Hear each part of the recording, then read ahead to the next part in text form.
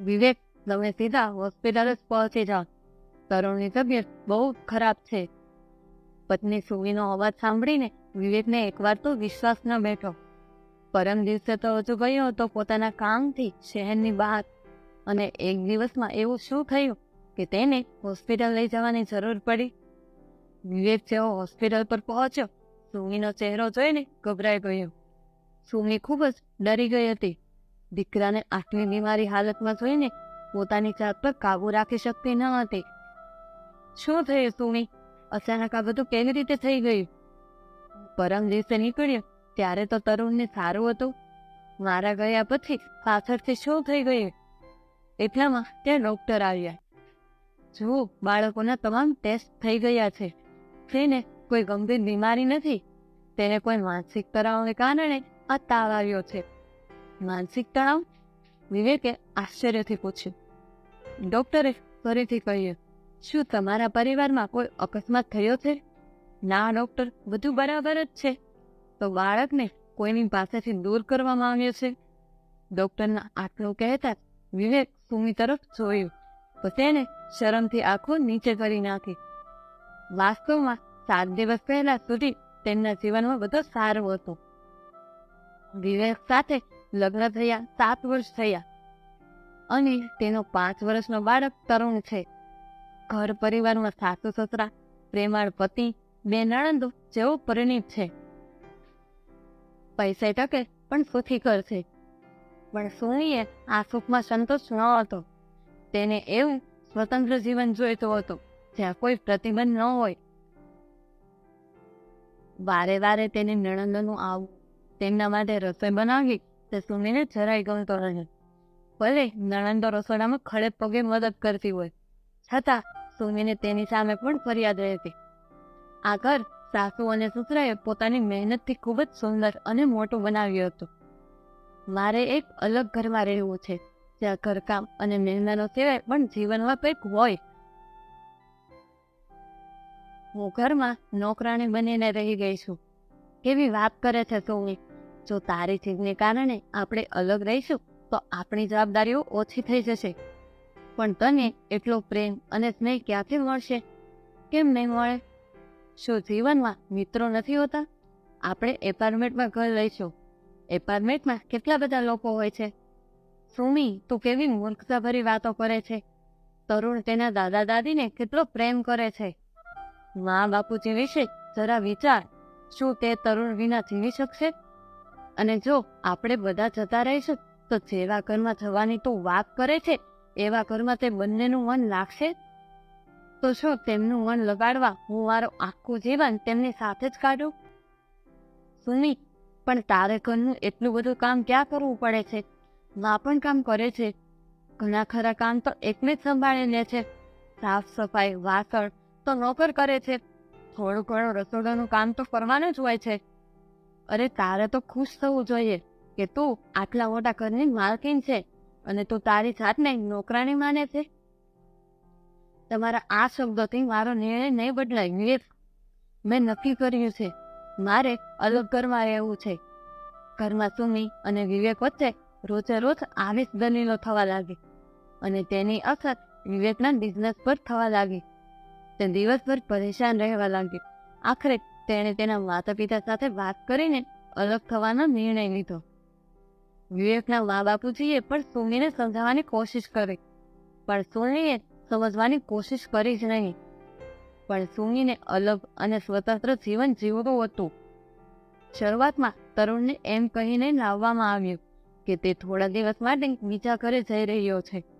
પહેલા 1-2 દિવસ તરુણને પણ સારું લાગ્યું, પણ જેમ તે સમજવા લાગ્યો કે તેની મમ્મી અહીં કાયમ માટે રહેવા માટે લઈ આવી છે, ત્યારથી જ તે રોજ દાદા દાદી પાસે જવાની જીદ કરવા લાગ્યો. ક્યારેક નવા રમકડાથી, ક્યારેક નવા મિત્રો સાથે, ક્યારેક ટીવી, ક્યારેક મોબાઈલથી, તો ક્યારેક પોતાની સાથે સમય વિતાવીને સુમીએ તરુણને ખુશ કરવાનો ઘણો પ્રયત્ન કર્યો. પણ ગઈકાલે જ્યારે વિવેક પણ ઘરે નહોતો ત્યારે કંઈક એવું થયું જે નહોતું થવું જોઈતું. શું કહ્યું તે? તારે દાદા દાદીને મળવું છે? નહીં મળવા દઉં. અને જો તું વધુ રડીશ તો હું તને વધારે મારીશ. સુમી તેના દીકરા તરુણ પર બૂમો પાડી રહી હતી. વિચારોમાંથી બહાર આવીને સુમી વર્તમાનમાં પાછી આવી. વિવેક ડોક્ટરને કહી રહ્યો હતો, હા ડોક્ટર, તમે સાચા છો. અમે 7 દિવસ પહેલા જ અમારા ઘર છોડીને નવા એપાર્ટમેન્ટમાં શિફ્ટ થયા છીએ. ઓકે, તો એની અસર છે, કારણ કે બાળક બેભાન અવસ્થામાં પણ વારે વારે દાદી અને દાદાને યાદ કરે છે. તમે બંને એટલી વહેલી તકે અહીં બોલાવી દો તો સારું છે. ડોક્ટરે પોતાની વાત કહીને ચાલ્યા ગયા. પણ વિવેકની સુમી પ્રત્યેની શંકા હવે પાક્કી થઈ ગઈ હતી. સુમી, મને અત્યારે જ કહે, તરુણ સાથે શું થયું છે? મને માફ કરી દો વિવેક, આ બધું મારા કારણે જ થયું છે. રોજની જેમ ગઈકાલે પણ તરુણ તેના દાદા દાદીને મળવાની જીદ લઈને બેસી ગયો હતો અને તેને ખાવાની પણ ના પાડી દીધી. હું ગુસ્સે થઈ ગઈ અને તેને માર્યો. ગુસ્સામાં હું તરુણ પર રાડો પાડતી હતી. તે ખાધા વિના સૂઈ ગયો. મને ખબર ન હતી કે તેને આટલો આઘાત લાગ્યો છે. સવારે જ્યારે મેં તેને સ્કૂલ મોકલવા માટે જગાડ્યો ત્યારે તેની તાવ આવી ગયો હતો. મેં જગાડવાની ઘણી કોશિશ કરી પણ તે હલ્યો જ નહીં, એટલે હું તેને હોસ્પિટલ લઈ આવી. સુમી, હવે તો તું સમજી ગઈ છે કે તારું લીધેલું પગલું કેટલું અનર્થકારી હતું. આ દિવસ તો તારા જીવનમાં તે જોઈ લીધો છે. જો બીજું કંઈ જોવાનું બાકી રહેતું હોય તો તારી જીદને વળગી રહે છે. આવી પરિસ્થિતિમાં માત્ર તરુણની જ નહોતી, વિવેક પણ તેના માતા પિતાથી દૂર રહેતી ખૂબ જ પરેશાન રહેતો. પરંતુ તેણે પોતાને કામમાં એટલો વ્યસ્ત કરી રાખ્યો કે તેને વધુ વિચારવાનો સમય જ નહોતો મળતો. અને બીજી તરફ મા બાપુજી એ 7 દિવસથી સરખું ખાધું પણ ન હતું. પરંતુ જ્યારે ઘરની વહુ જીદ બની જાય તો પછી વડીલો ક્યાં સુધી માથે કાબૂમાં રાખી શકે? આજે તેને પોતાના નિર્ણય પર દુઃખ થયું હતું. તેની આંખોમાંથી સતત આંસુ વહી રહ્યા હતા. ક્યાં મોઢે માફી માગે, કોની પાસે માફી માગે? ખુદના સ્વાર્થ અને ગુસ્સામાં પોતાના જ દીકરાને એટલી પીડા આપી કે તેનું પરિણામ આખું સામે જતું. સુમીને સમજાતું ન હતું કે તે શું કરે.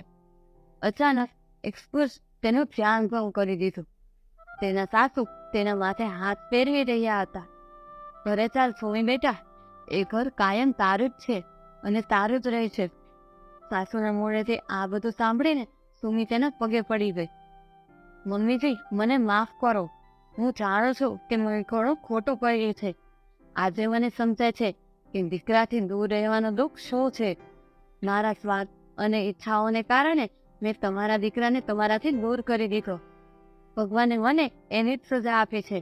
હું તમને વિનંતી કરું છું, તરુણને તમારો પ્રેમ આપીને પહેલા જેવું બનાવી દો. તારે વિનંતી ન કરવાની હોય બેટા, તરુણ અમારો પણ દીકરો છે. અમે તેને મળીને આવીએ છીએ. શું સાચે જ? હા સુમી, તને ખબર છે, મા બાપુજીએ આવીને તરુણના માથ પર હાથ મૂક્યો કે તરત જ તે ભાનમાં આવી ગયો. જાણે કે તે તેના સ્પર્શની રાહ જોતો હતો. તેનો તાવ પણ ઉતરી ગયો અને તેણે ખાઈ પણ લીધું. તમે સાચું કહો છો વિવેક, મારો તરુણ સાજો થઈ ગયો. સુમી ઊભી થઈ અને તરુણને મળવા જવા લાગી, પણ તેના પગ થંભી ગયા. વિવેક, તેને ક્યાં મોઢે મળું? હું તેની ગુનેગાર છું. અરે, હું તો તમારે પણ ગુનેગાર છું. હું તમારા બધાની ગુનેગાર છું. ના સુમી, આ રીતે તારી જાતને કોસવાનું બંધ કર. માણસથી ભૂલ થઈ જાય છે અને પોતાના હોય એ માફ કરી દે છે. સુમીની આંખોમાં ખુશીની આંસુ આવી ગયા હતા. ભગવાનનો આભાર માની રહી હતી. ભગવાને તેની મોટી ભૂલ કરતા બચાવી લીધી હતી. નહીતર પોતાની જીદ અને સ્વાર્થ સામે દીકરાનો જીવ પણ ખોઈ બેઠી હતી. સુમી તરુણને ગળે વળગી ગઈ અને માફી માંગીને મોટેથી રડવા લાગી. બેટા, હું તને ક્યારેય તારા પરિવારથી અલગ નહીં થવા દઉં. આજે સૌના ચહેરા પર પુણ્ય સૃષ્ટિ અને ખુશીનો ભાવ હતો. આખો પરિવાર ફરીથી એક થઈ ગયો હતો. કંઈ પણ પગલું ભરતા પહેલા આપણે આપણા બાળકો માટે એકવાર જરૂર વિચારવું જોઈએ. મિત્રો, આ વિડીયો વિશે તમારે શું કહેવું છે? જો તમને આ વિડીયો ગમ્યા હોય તો અમારી ચેનલને સબસ્ક્રાઈબ કરો, લાઈક કરો અને શેર કરજો.